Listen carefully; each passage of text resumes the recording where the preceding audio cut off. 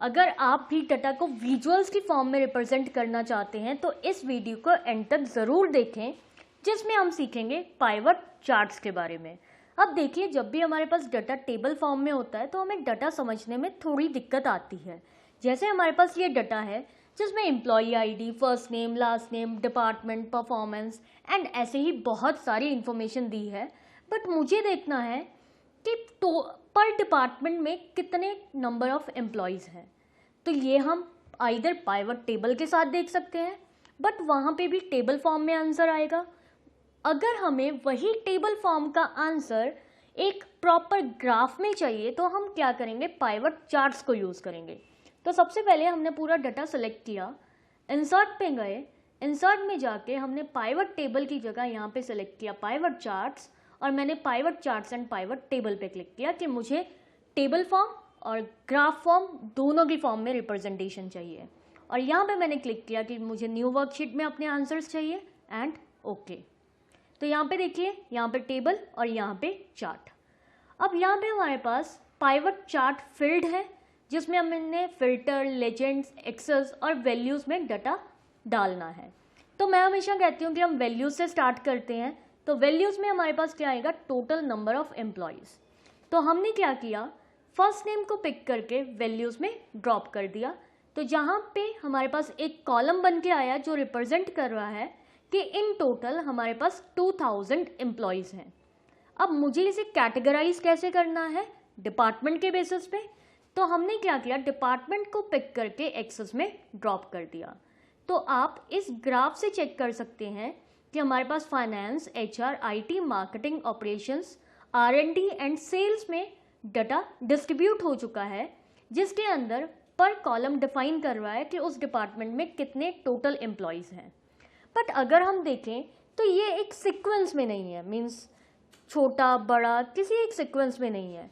तो अगर आप इसको सॉर्ट करना चाहते हैं तो नीचे देखिए, यहाँ पे ये डिपार्टमेंट लिखा आ रहा है, इसके साइड में एक स्मॉल एरो है, इस पर क्लिक कीजिए।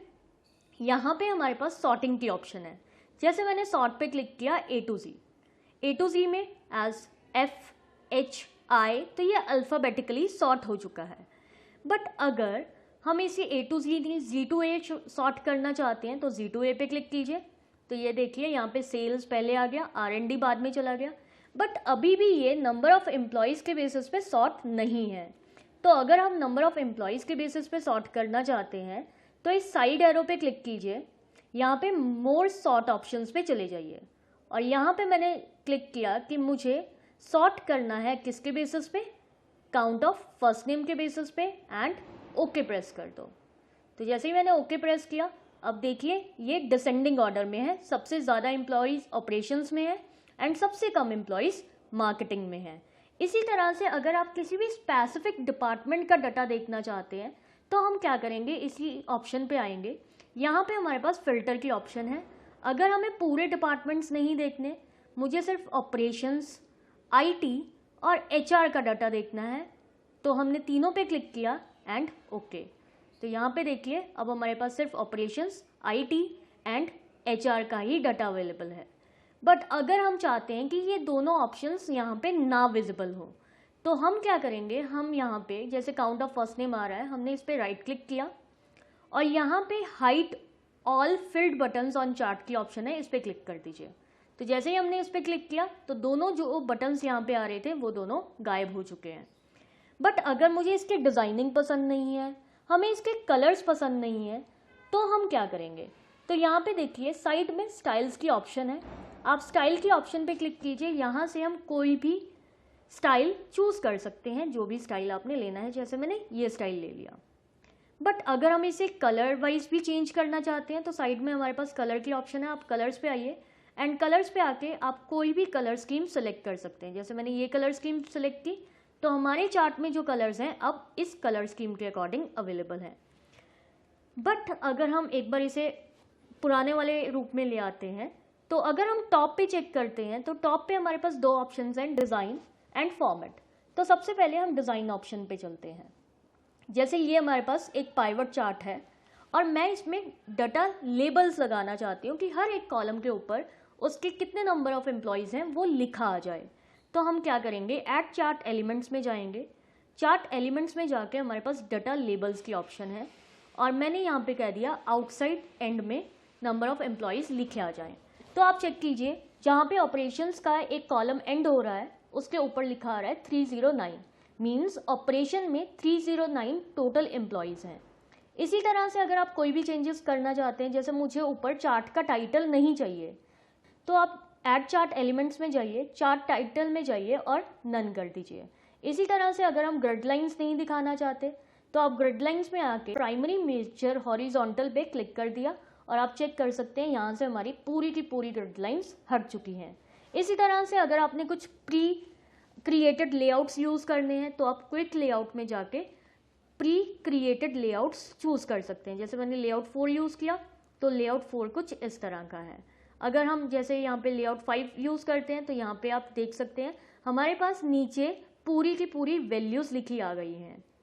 अगर आपको कलर स्कीम्स चेंज करनी है तो आप कलर चेंज में जाइए और यहाँ से आप किसी भी कलर स्कीम को चूज़ कर सकते हैं। जो स्टाइल ऑप्शंस हमारे पास इस ऑप्शन में आ रही थी चार्ट स्टाइल में, वही स्टाइल ऑप्शंस हमारे पास ऊपर चार्ट स्टाइल्स में भी आ रही हैं। अगर आप रोज एंड कॉलम्स को स्विच करना चाहते हैं तो स्विच रोज एंड कॉलम्स कर दीजिए। तो देखिए अब हमारे पास जितने भी डिपार्टमेंट्स थे उनके लेजेंड्स बन गए हैं और हर एक डिपार्टमेंट को एक अलग कलर से यहाँ पे रिप्रेजेंट किया गया है। बट मुझे पहला वाला ज़्यादा अच्छा लग रहा था तो हमने सेम वही जो चार्ट स्टाइल था वो यूज़ किया। अगर आप डाटा में कोई भी चेंजेस करना चाहते हैं तो आप सेलेक्ट डाटा चूज़ कर सकते हैं। बट अगर मुझे यहाँ पे कॉलम चार्ट की जगह इसका पाई चार्ट बनाना था तो आप चेंज चार्ट टाइप में आइए और यहाँ से हमने सेलेक्ट किया पाई चार्ट एंड ओके। तो देखिए अब उसी का पाई चार्ट क्रिएटेड है। अभी के लिए मैंने इसे अंडू किया।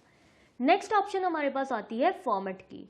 अगर हम फॉर्मेट ऑप्शन में जाते हैं तो अगर आप इसके कोई भी कलर्स चेंज करना चाहते हैं या 1 to 1 कोई भी डिज़ाइनिंग देना चाहते हैं तो वो हम दे सकते हैं। जैसे यहाँ पर हमारे पास शेप डिज़ाइंस हैं तो यहाँ से आप कोई भी शेप डिज़ाइन चूज़ कर सकते हैं। जैसे मैंने ये चूज़ किया। अब आप देखिए यहाँ पे क्या हो रहा है कि ये सारे ऑरेंज कलर में शिफ्ट हो गए, प्लस इनका एक लाइन बॉर्डर आ रहा है।